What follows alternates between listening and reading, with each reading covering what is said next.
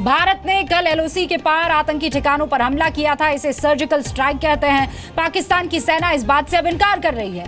भारत ने 5 आतंकी ठिकाने तबाह कर दिए। इस सर्जिकल स्ट्राइक पर पाक की सेना और नवाज शरीफ यानी पाकिस्तानी सेना और पाकिस्तानी हुकूमत दोनों बहुत अलग अलग बयान दे रहे हैं। जमीन और आसमान का अंतर है नवाज शरीफ के गृह मंत्री के बयान में, नवाज शरीफ के बयान में और वहां की पाकिस्तानी सेना के बयान में।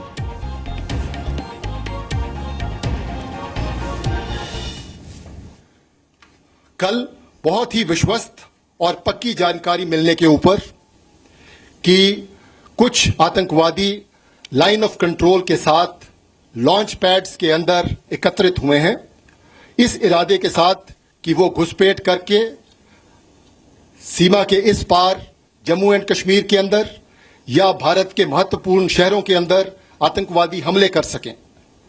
इस खबर को मिलने के बाद भारतीय सेना ने सर्जिकल स्ट्राइक्स कल उन लॉन्च पैड्स के ऊपर किए हैं। इस ऑपरेशन का लक्ष्य आतंकवादियों के नापाक मंसूबों को विफल करना था, जो कि हमारे देश के नागरिकों के जान माल को नुकसान पहुंचाना चाहते थे। इन काउंटर टेररिस्ट ऑपरेशंस के दौरान आतंकवादी और उनके समर्थकों को भारी नुकसान पहुंचाया गया है और कईयों को उधर मार गिराया गया है। इन ऑपरेशंस को अब समाप्त कर दिया गया है, जिनका उद्देश्य केवल आतंकवादियों के खिलाफ कार्रवाई करना था।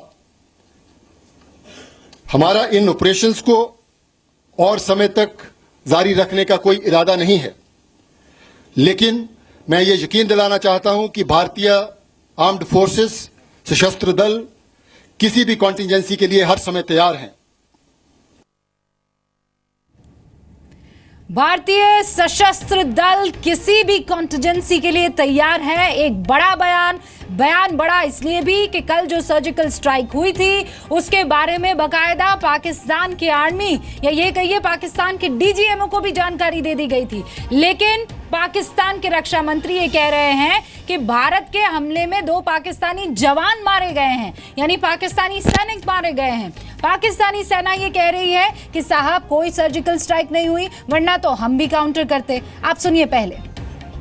फायर हुआ 5 सेक्टर्स में, जिसमें लीपा भी था, बिम्बर भी था और 3 और लोकेशंस के ऊपर लाइन ऑफ कंट्रोल पे उन्होंने फायरिंग की, जिसके नतीजे में हमारे 2 फौजी शहीद हुए हैं और 9 फौजी जो हैं वो ज़ख्मी हुए हैं। तो इस वक्त जो है वो फायरिंग नहीं हो रही। ये सुबह के पैर में जो रात का यानी अलस सुबह के वक्त ये सारा वाक़या हुआ है और ये एक सोचे समझे मंसूबे के तहत उन्होंने किया है। अब आपको जरा बता दें कि भारतीय सेना एलओसी पार आतंकियों के कैंप पर सर्जिकल स्ट्राइक के ऑपरेशन को अंजाम कैसे दे चुकी है।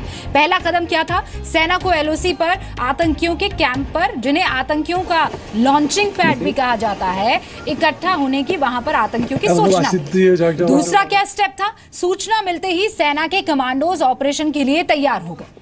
और तीसरा स्टेप, आधी रात के बाद सेना के कमांडोज ने एलओसी को पार किया। चौथा स्टेप, आतंकियों के इन लॉन्च पैड्स पर सेना ने सर्जिकल स्ट्राइक्स को अंजाम दिया, यानी ध्वस्त कर दिया, कैंप तबाह कर दिए। पांचवा स्टेप, इनमें से कुछ कैंप भीमबर, हॉट स्प्रिंग, केल, लीपा सेक्टर में थे, जहां सर्जिकल स्ट्राइक्स किए गए।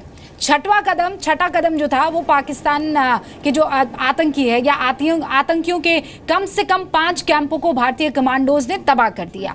लॉन्च पैड्स पर इकट्ठा हुए आतंकी और उनके समर्थकों को सेना ने भारी नुकसान पहुंचाया।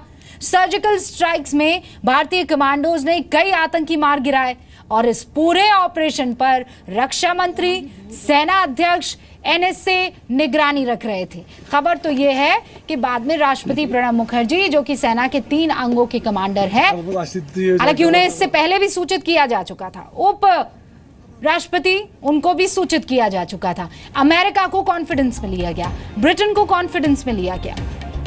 अब इस पूरे मसले पर पॉलिटिकल रिएक्शंस आने लगे हैं, वो बहुत इंपॉर्टेंट हो जाते हैं। क्या कुछ बयान है, अब इस पर आप नजर डालिए।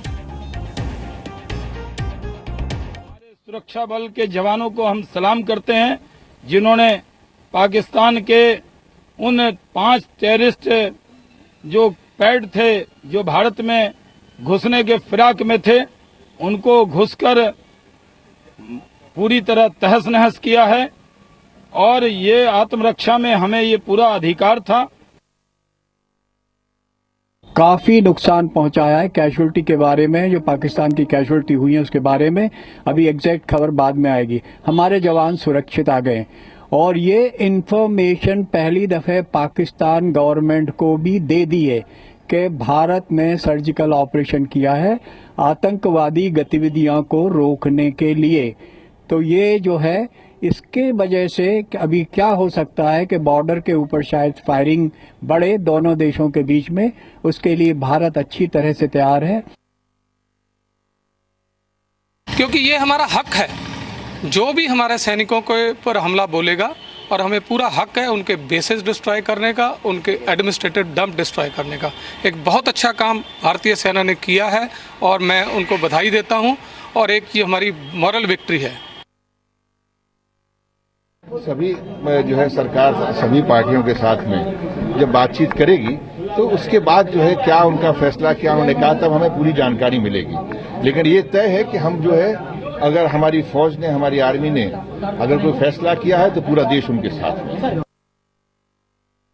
इस पूरे जानकारी के पश्चात हम सब भारत के निवासी पहले तो अपने आर्मी के जाबाज जवानों का, जाबाज सिपाहियों का, जिन्होंने अपने जान को हथेली में रखकर इस प्रकार से देश को बचाने का काम किया है, उनको सलाम करते हैं। प्रधानमंत्री श्री नरेंद्र मोदी जी के नेतृत्व में जिस प्रकार से राष्ट्र सुरक्षा के ऊपर काम हो रहा है, ये अब हम सबके सामने आ रहा है।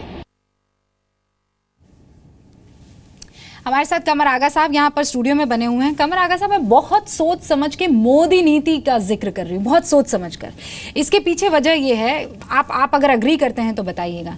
एक के बाद एक प्रधानमंत्री का दौरा होना अलग अलग देशों में, वहाँ जाकर दोस्ती करना, एक पर्सनल रैपो बनाना।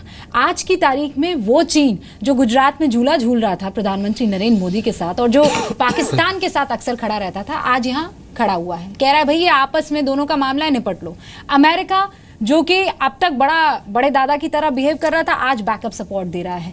क्या वाकई ये सारी चीजें काम आई हैं आज की तारीख में सर्जिकल स्ट्राइक्स को? नहीं रुबिका, आपने बहुत सही बात की। अगर आप पूरा एनालिसिस कीजिए मोदी जी की नीतियों का 2-2.5 साल के बीच में जो हुआ है, उसमें इनके 2 पार्ट थे। पहली उनकी कोशिश ये थी कि पाकिस्तान के साथ दोस्ती करना, बातचीत करना, मसलों का हल निकालना और डेवलपमेंट एजेंडे को पाकिस्तान और पूरे साउथ एशिया में फैलाना, ताकि पूरा क्षेत्र का डेवलपमेंट हो। उन्हीं ने 2-2.5 साल तक लगातार कोशिश करते रहे। आखिर में आके जब वो उन्हीं ने दोबारा से पठानकोट जब हुआ, उसके बाद उनका पेशेंस ख़त्म हो गया और उसके बाद से उनकी नीति ये रही, मोदी नीति जिसको हम लोग कहते हैं, कि अब हम बर्दाश्त नहीं करेंगे, ये जो कुछ भी आतंकवाद हो रहा है उसका बदला लिया जाएगा और पाकिस्तान जब तक दहशत यानी आतंकवाद को बंद नहीं करेगा, कोई बातचीत नहीं होगी उससे, और उसका जो उरी में उन्हीं ने बाद में जो हुआ इसका बदला लिया जाएगा।